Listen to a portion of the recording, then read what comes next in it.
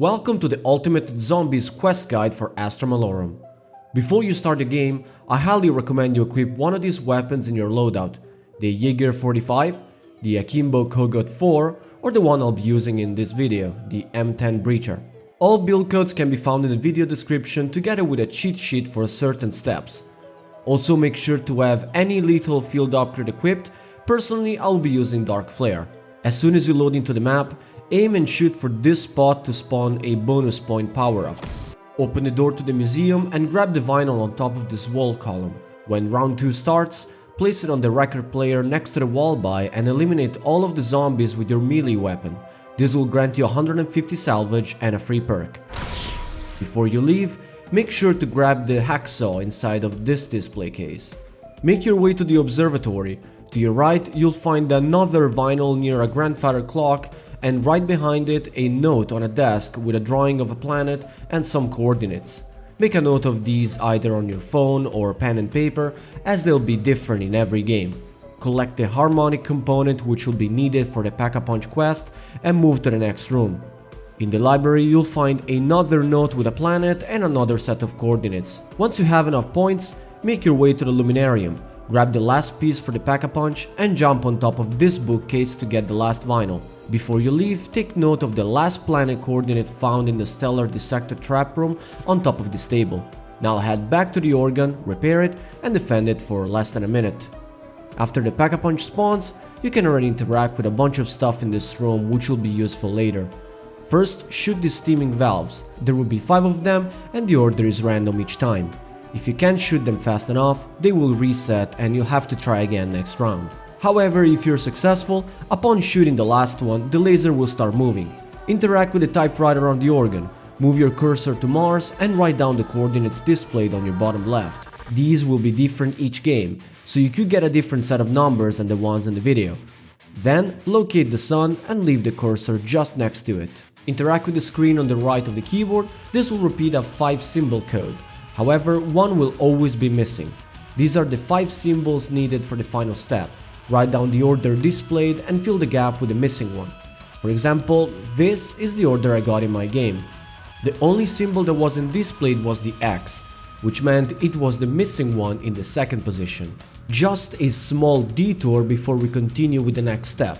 If during all this process you encounter a Ravager round, head back to the museum and interact with this display case nearby a zombie spawner. If you hear this sound effect, you have successfully triggered the twins Easter egg. Now for the next 3 rounds, remember to head back to the museum and interact with a display case making static noises. After you've triggered the 3rd one, the twins from Ashes will spawn somewhere in the map. They can be found in the museum, at spawn close to the car, in the bar area close to the museum, in the planetarium, in the Pack-a-Punch room, close to the Wisp Tea perk machine or in the luminarium area. They will always drop the Cryofreeze ammo mod, which will be essential for the quest. Now you have to eliminate Oscar, the patrolling robot, in 3 different ways. You can choose the order of the traps yourself. This is the easiest one in my opinion. Start by luring Oscar in the observatory. If you can't locate it, open up the tag map to tag his position. Since you're gonna need it eventually, shoot and pick up one of his drones. Too tiny for invasion. Once he's close to the Pack-a-Punch, interact with the typewriter, place your cursor on the sun and melt Oscar away. You'll know you have been successful if he drops a toy robot and despawns from the map. He should check coolant. While you wait for Oscar to return, search around the map for a blinking street light, shoot it and pick up the wires. This will be a random location every game. Don't worry, as it's very simple to spot. Head to the crash car in spawn and shoot at the steering wheel. This will drop a car battery for you to collect.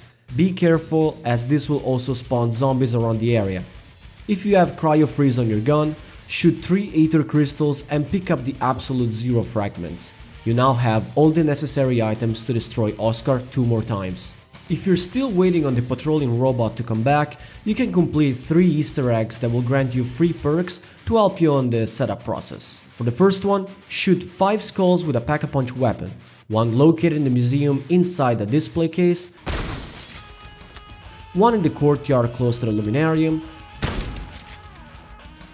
one in the zombie spawners in the middle of the map, close to an ammo crate, one in a display case inside the planetarium,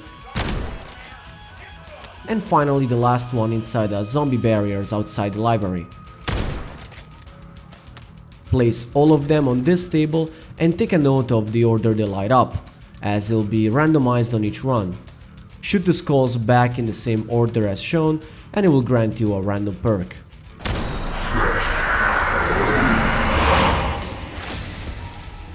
Random perk! If your lethal field upgrade is charged, head to the Luminarium, gather a small horde of zombies close to the record player near the exit and kill them with your field upgrade. If you've successfully eliminated enough zombies, it will reward you with some points and a free perk. Remember to switch from your current field upgrade to Ether Shroud to make the rest of the quest much easier. Next, head to the library close to the planetarium and once again horde some zombies, but this time get equipment kills after interacting with the record player to get the last free can.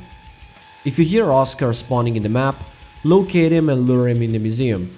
Wait for him to get in the room, interact with this rocket to start a countdown and make sure he's inside this gazebo-like structure once the countdown reaches 0 to destroy him.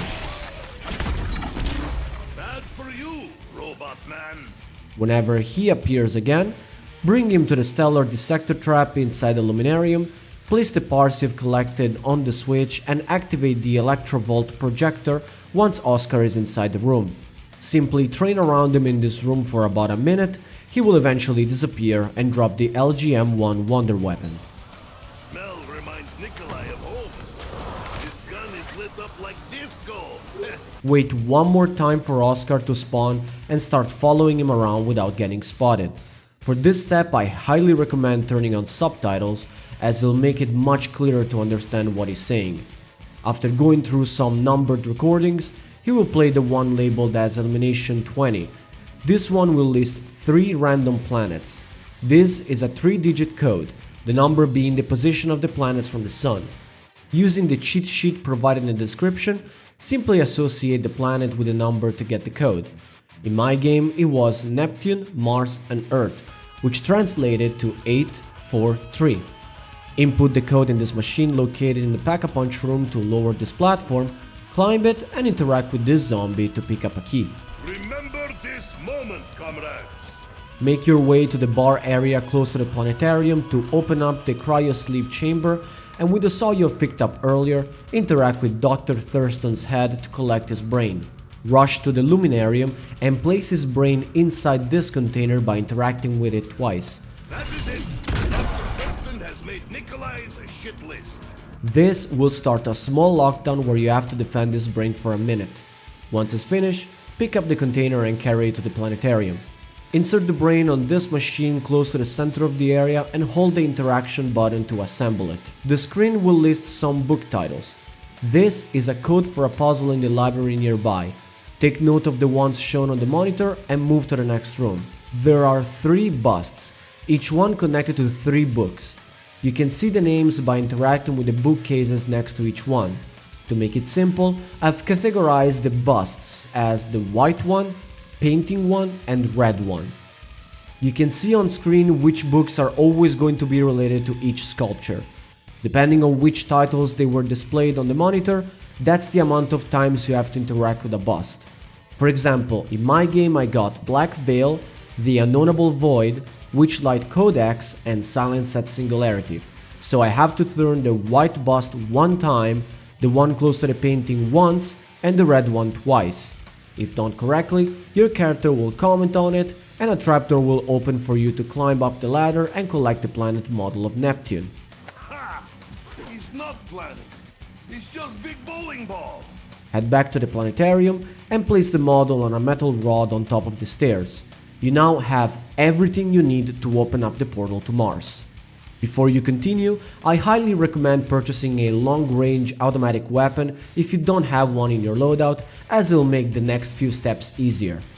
Insert the Mars coordinate you've got from the telescope earlier on this machine, then shoot the planets to align them using the windrows found on the roof.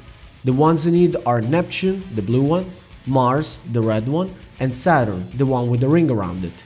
You can see in my game I had Neptune northeast, Mars southwest, and Saturn northwest, and I'm making sure that they're as close as possible to the indicated position. Once all planets are in position, interact with Dr. Thurston's brain to start the portal activation sequence. You'll have to defend the portal for a few minutes from Oscar's drones. Be careful not to let too many drones reach the gate, as it'll fail the process and you'll have to start the lockdown again next round.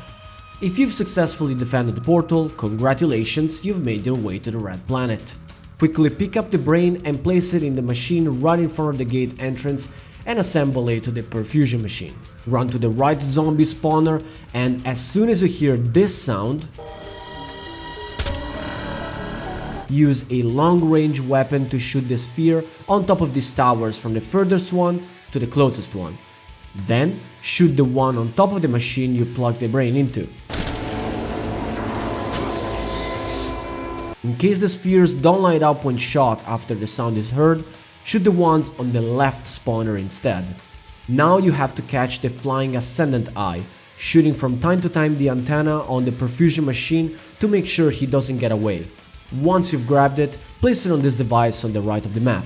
Then shoot the top of these 5 columns with the LGM-1 Wonder Weapon.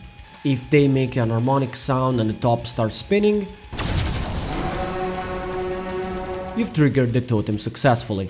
After you've shot all 5, interact with them in the order you got from the organ near Pack-a-Punch. You'll know you've input the right symbol if it lights up blue. As soon as you interact with the last column, if all is done correctly, the screen will flash white. You are now ready to face the boss, which is not a simple feat.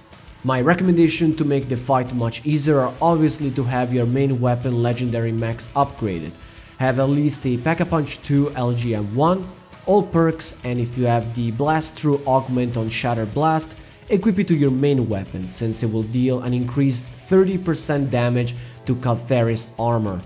Also craft a self-revive kit if you don't have one equipped and a stack of stim shots. Whenever you feel ready, interact with the brain to start the boss fight. In the first phase, you simply have to get zombie kills to charge up the machine by the brain. Staying close to it will increase the zombie spawn rate, however it will be more difficult to stay alive. When the machine is ready, interact with it to fire a Caltheris. Repeat this 3 times, making sure to avoid her laser and meteorites. I have seen your past, your present, and your lack of future. Ha! Direct hit! Maybe now it stopped talking. In the second phase, Caltheris will spawn on the center of the map with a stone armor. Shoot her with the LGM-1 to chip away at it, then shoot her with your main weapon. As soon as you see the bright weak spot, focus it for massive damage. As long as you keep moving and never stay still, this phase won't be very hard. On the third one, not only she will become more aggressive, but can now do a ground slam attack, so if you see her raising an arm in the air, start jumping to avoid getting damaged. Again, use the LGM and shoot her weak spot on her arms. If you ever get cornered or tossed in the air, remember to use your steam shot for a quick recovery. Finally, on her last phase, collect Vaitherion's blessing close to the brain and keep chipping away at her armor with the wonder weapon and your main gun. Be careful, as now not only she'll be moving faster, but can also throw meteorites which leave a lethal electric field on the ground. Either avoid them or slide over them with the PhD augment Environmentalist. If you're in a pinch, use Ether Shroud to give yourself some space to breathe. Again, aim at her weak spot until defeated. The cutscene will now play and you've successfully completed the Astra Malorum main quest. Congratulations. If you've enjoyed this ultimate guide, make sure to leave a like or a comment. Check out my channel for more detailed videos like this one, and I'll see you in the next one.